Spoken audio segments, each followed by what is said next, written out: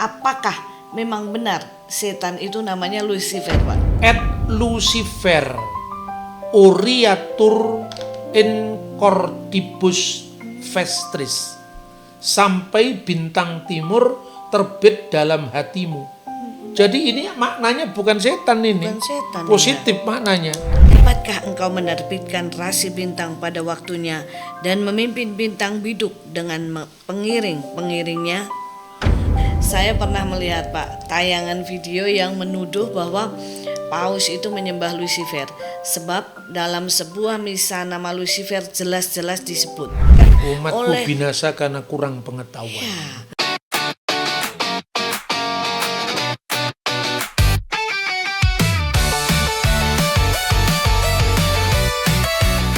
Selamat malam pemirsa, kembali bersama saya dengan Akim Oe di Oe Podcast.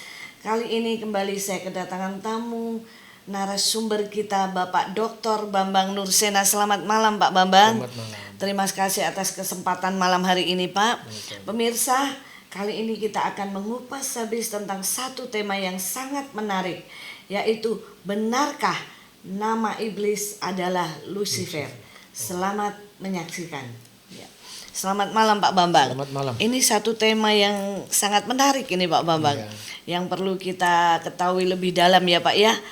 Kita akan memulai perbincangan malam hari ini, Pak. Dalam pelajaran populer iman yang pernah saya terima, Pak, katanya iblis itu malaikat yang jatuh.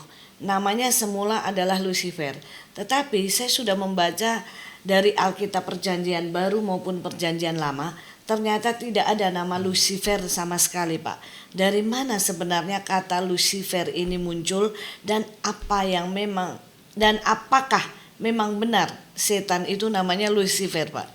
Iya, terima kasih. Jadi kalau ditanyakan apakah benar iblis itu adalah malaikat yang jatuh? Ya, itu betul.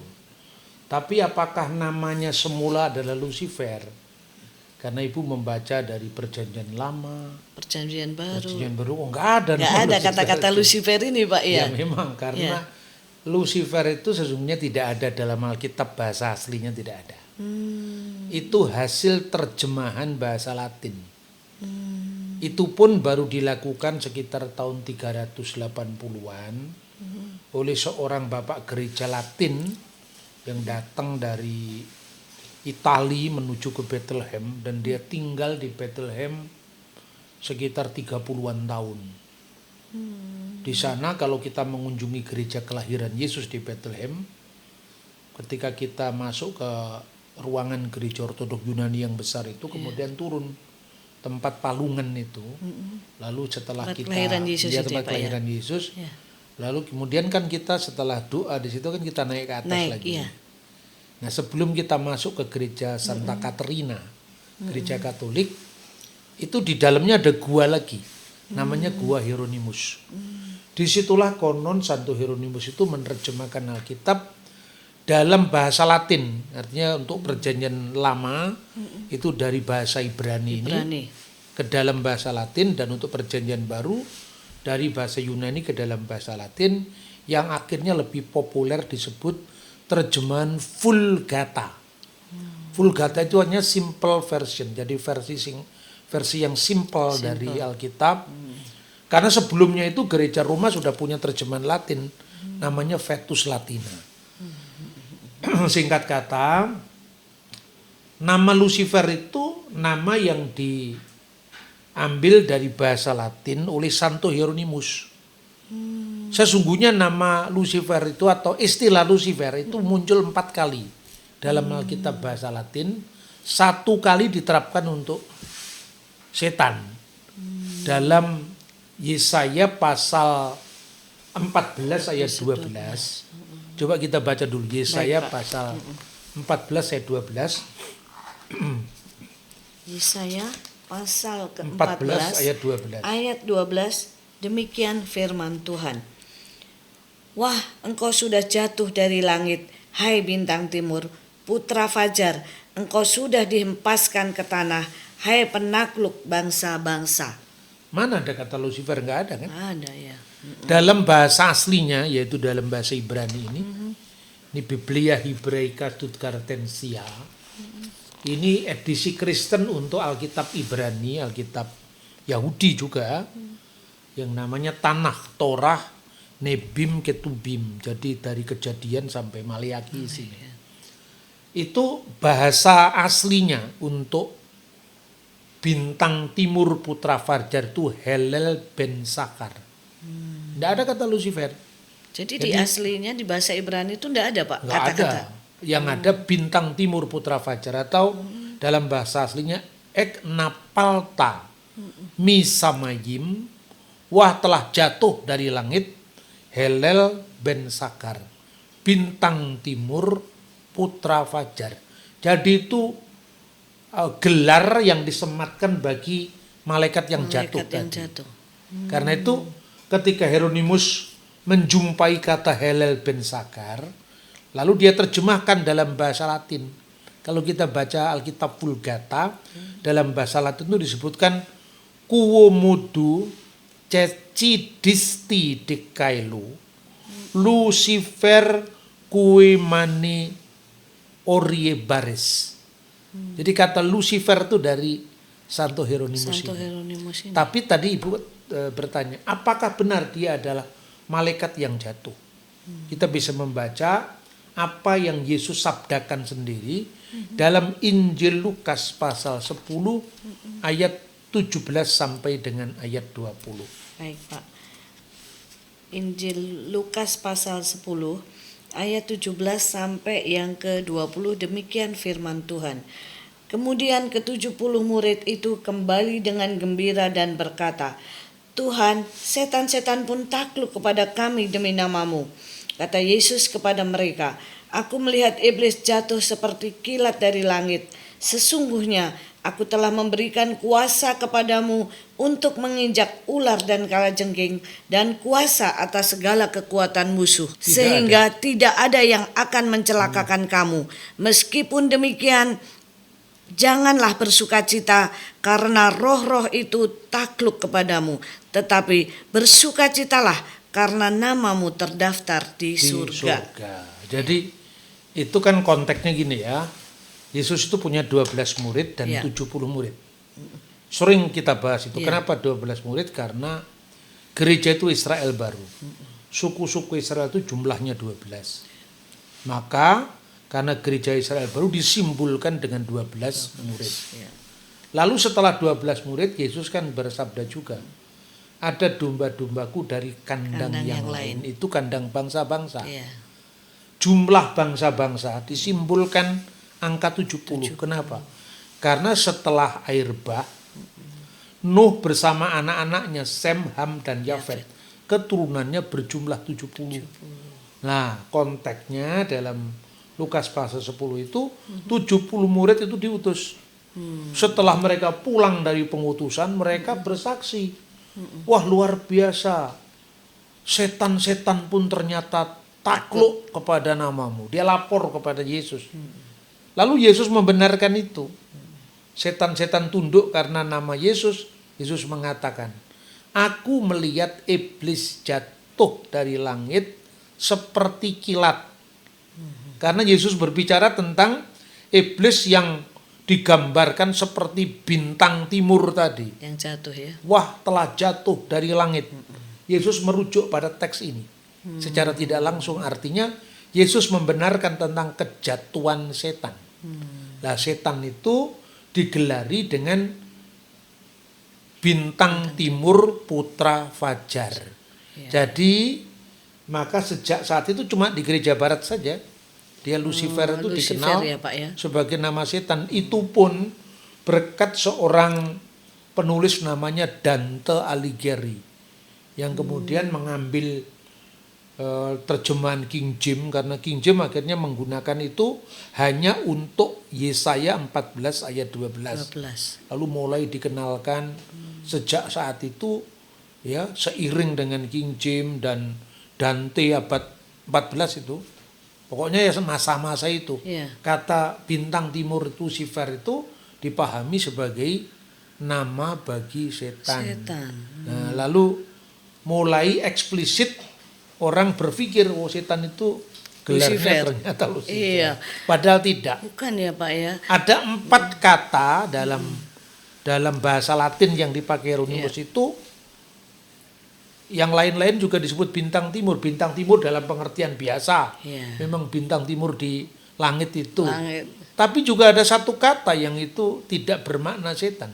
Nanti kita bisa runut Dibahas ya, Pak, ayatnya ya, satu lebih demi lanjut satu. ya. Iya, betul. Tapi sangat disayangkan ya Pak ya, karena kita yang sebagai orang awam yang selama ini kita dengar bahwa Setan. Lucifer itu identik dengan Iya, setan iya, Pak. betul, iya. Nah ini sangat disayangkan ya Pak Bambang ya.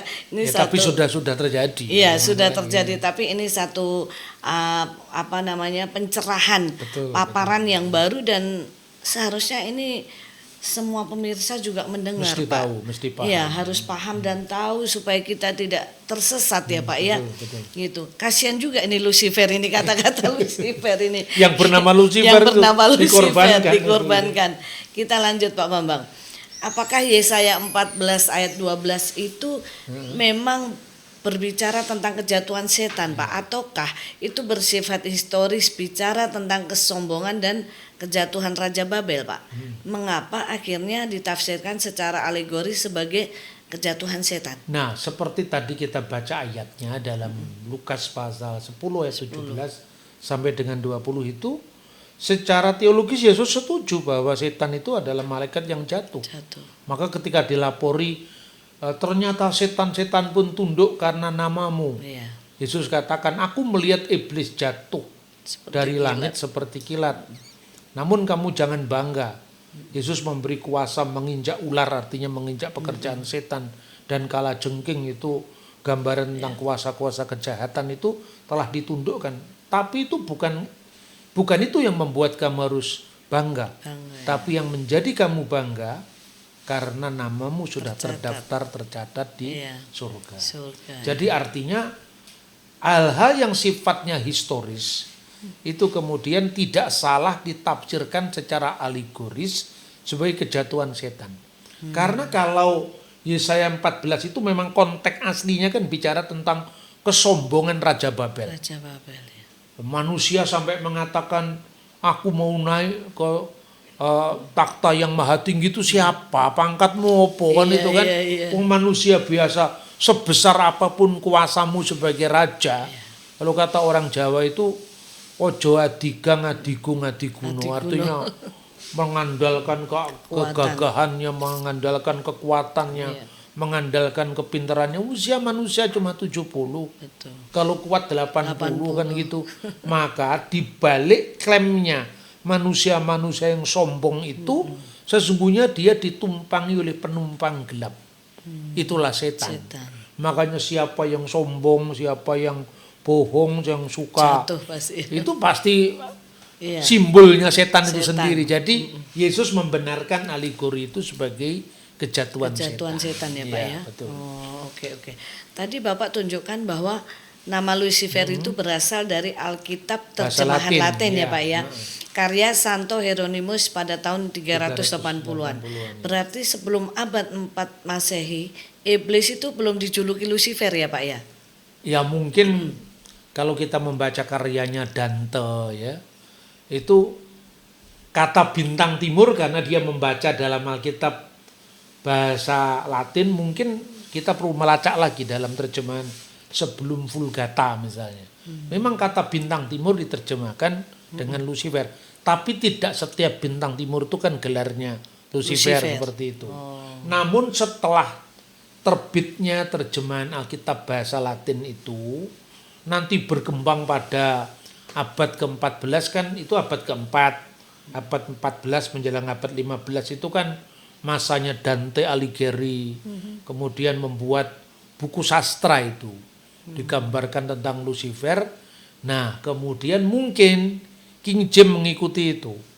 Jadi teks-teks lain dalam Alkitab yang juga diterjemahkan Lucifer oleh Hieronymus dalam bahasa Latin, itu semua diterjemahkan Morning Star. Tapi oleh King James khusus Yesaya 14 ayat 12 itu gini Lucifer. Ketika taruh di sini. Tapi yang lain-lain enggak dibahasa Lucifer, diterjemahkan bintang timur. Akhirnya gelar Lucifer itu hanya dijumpai di Yesaya 14 ayat 12. Sementara ayat lain yang juga diterjemahkan Lucifer dalam bahasa Latin nggak disebut, bahkan yang maknanya positif, bukan makna setan. Misalnya kita lihat dalam 2 Petrus pasal 1 ayat 19. 2 Petrus pasal 1 ayat 19. 2 Petrus pasal 1 ayat yang ke-19, demikian firman Tuhan.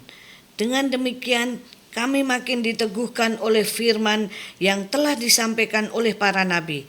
Alangkah baiknya kalau kamu memperhatikannya sama seperti memperhatikan pelita yang bercahaya di tempat yang gelap sampai fajar menyingsing dan bintang timur terbit bersinar di dalam hatimu. Di sini juga bintang timur terbit bersinar dalam hatimu. Iya. Ini dalam bahasa Latin juga Lucifer. Jadi Santo Hieronymus menerjemahkan 2 Petrus pasal 1 ayat 19 ini. Et Lucifer oriatur in cordibus vestris.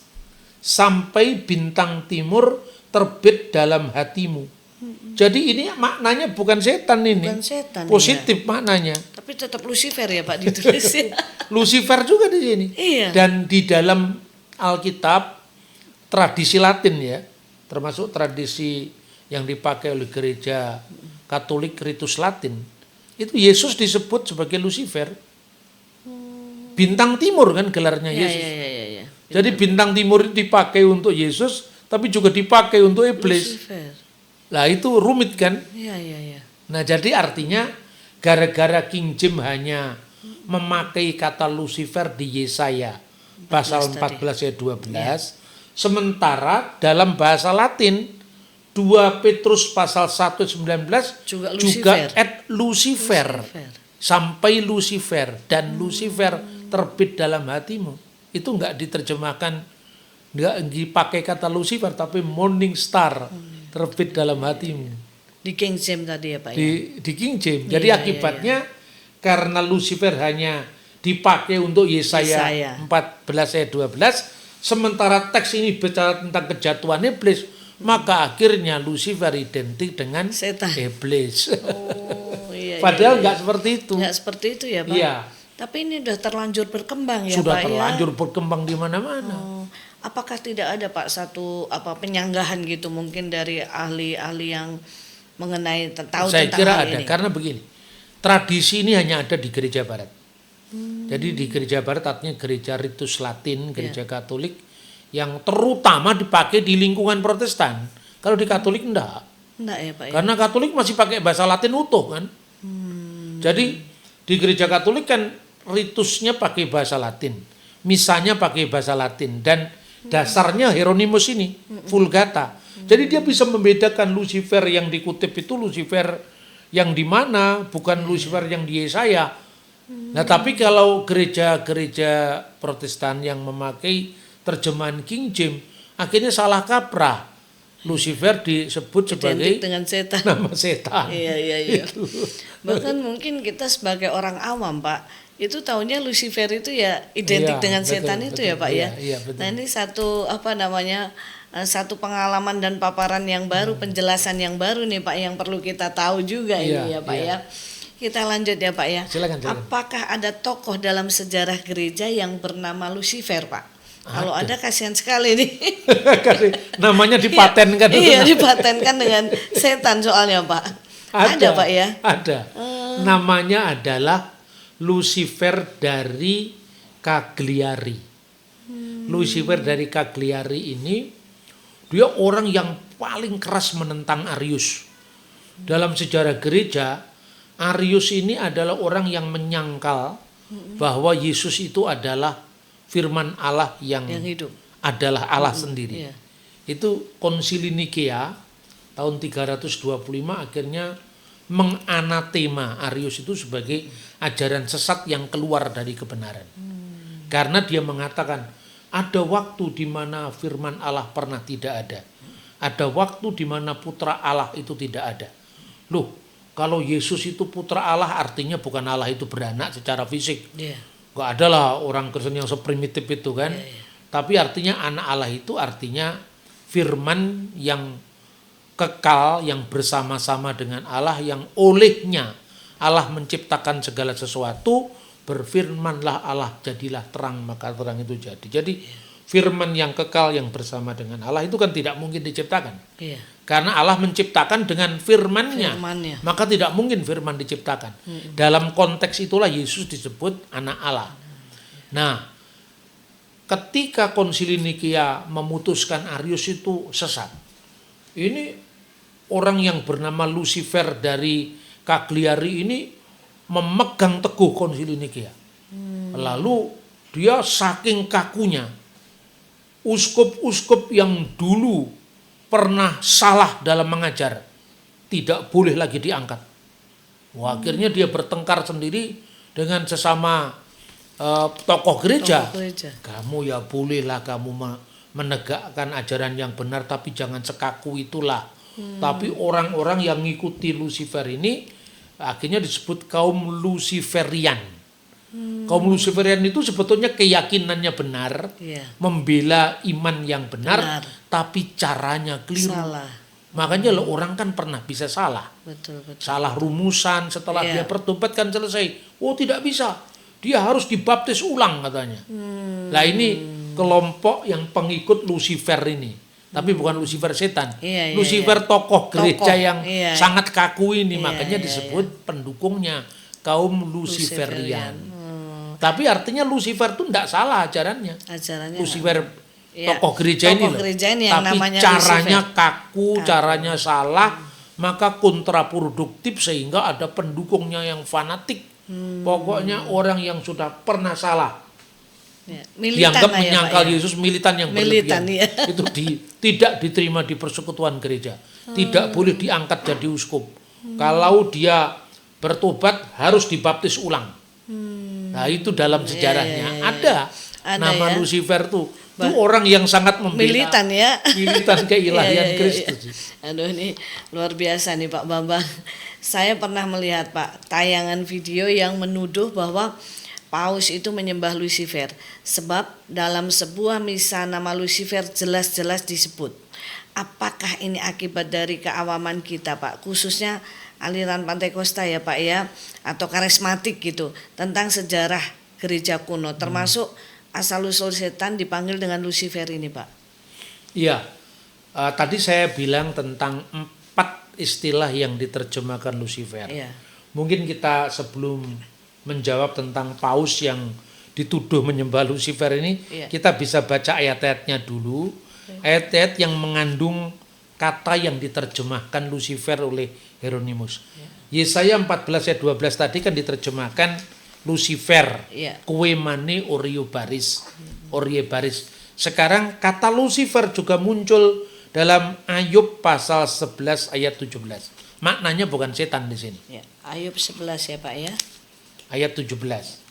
Ayub 11 ayat ke-17, demikian firman Tuhan. Kehidupanmu akan menjadi lebih cemerlang daripada siang. Kegelapan akan menjadi terang seperti pagi. Nah, boker diterjemahkan Lucifer. Boker itu pagi. Makanya boker top, selamat pagi ya kan. Lah kata boker bukan boker pelawak bukan. Boker top, selamat pagi. Kata pagi di sini juga diterjemahkan Lucifer.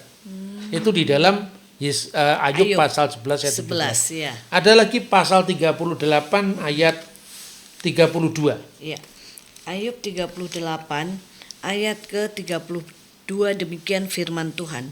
Dapatkah engkau menerbitkan rasi bintang pada waktunya dan memimpin bintang biduk dengan pengiring-pengiringnya? Bintang biduk itu diterjemahkan juga Lucifer. Dalam Vulgata. Aslinya bahasa Ibrani Mazarot. Jadi ada 4 kata yang diterjemahkan Lucifer oleh Hieronymus. Yang pertama Helel. Itu artinya setan tadi.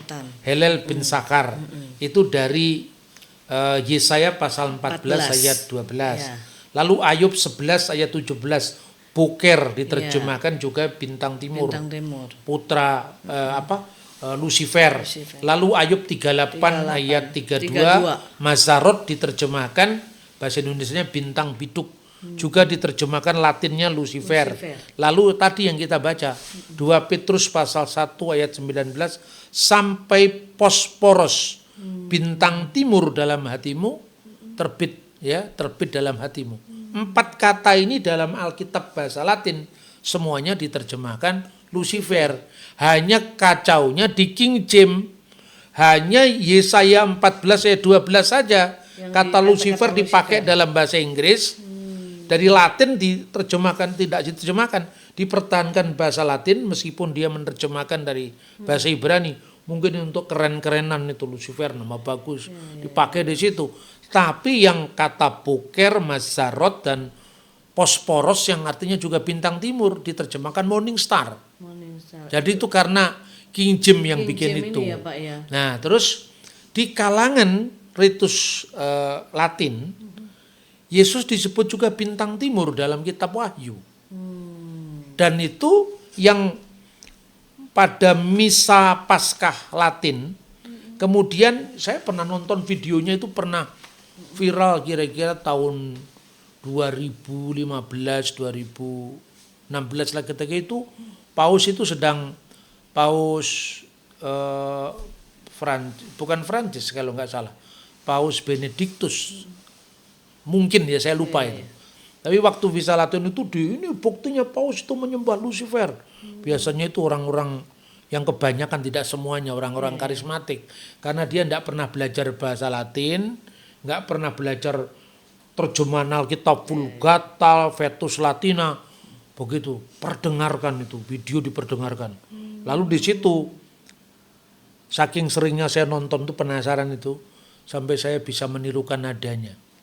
Jadi waktu misa malam Paskah itu dikatakan gini bahasa Latinnya, Flamatius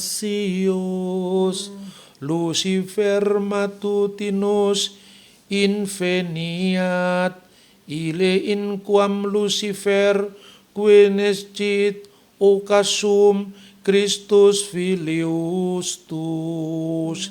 Moga-moga saya benar karena saya bukan Romo ya. Artinya gini, dengan bintang timur yang tak kunjung terbenam yang telah terbit dari alam maut dan menyinari umat manusia dengan seri cahyanya, dialah Yesus Kristus, Putra Bapa, yang bersama dengan Bapa dan Roh Kudus hidup dan berdaulat kini dan sepanjang segala masa. Itu ritus bener-bener nyembah Kristus. Kristus Sang Putra Bapa, bintang timur yang terbit, luar biasa. Iya. Lalu karena keawaman kita dianggap wah ini Lucifer menyembah setan. Padahal yang dimaksud putra bintang timur itu sebetulnya dari Wahyu 22 ayat 17. Coba kita baca di Wahyu pasal 22 ayat 17. Wahyu 22 ayat 16, demikian firman Tuhan. Aku Yesus telah mengutus malaikatku untuk bersaksi tentang semuanya ini kepada kamu bagi jemaat-jemaat. Akulah Tunas, yaitu keturunan Daud, bintang timur yang gilang gemilang. Bintang timur yang gilang gemilang. Iya. Nah, itulah yang kok dimaksudkan dalam misa Latin itu. Iya. Dan kemudian kalau kita membaca kitab Bilangan pasal 24 ayat 17, Yesus disebut bintang yang terbit dari Yakub. Ini bisa kita baca Bilangan pasal 24 ayat 17. Bilangan 24 ayat 17, demikian firman Tuhan. Aku melihatnya tetapi bukan sekarang. Aku memandangnya tetapi belum dekat. Bintang terbit dari Yakub, tongkat kerajaan timbul dari Israel, dan meremukan pelipis-pelipis Moab, dan menghancurkan semua anak Set. Inilah nubuat Kristus sebut sebagai sang bintang. Dan itu gelar Mesias. Sang bintang terbit dari Yakub. Makanya Yesus disebut bintang timur yang gilang gemilang. Nah, jadi tidak ada kaitannya dengan Yesaya pasal 14 tadi. Loh, ini sangat disayangkan ya Pak Bambang. Akhirnya menjadi fitnah sesama Kristen.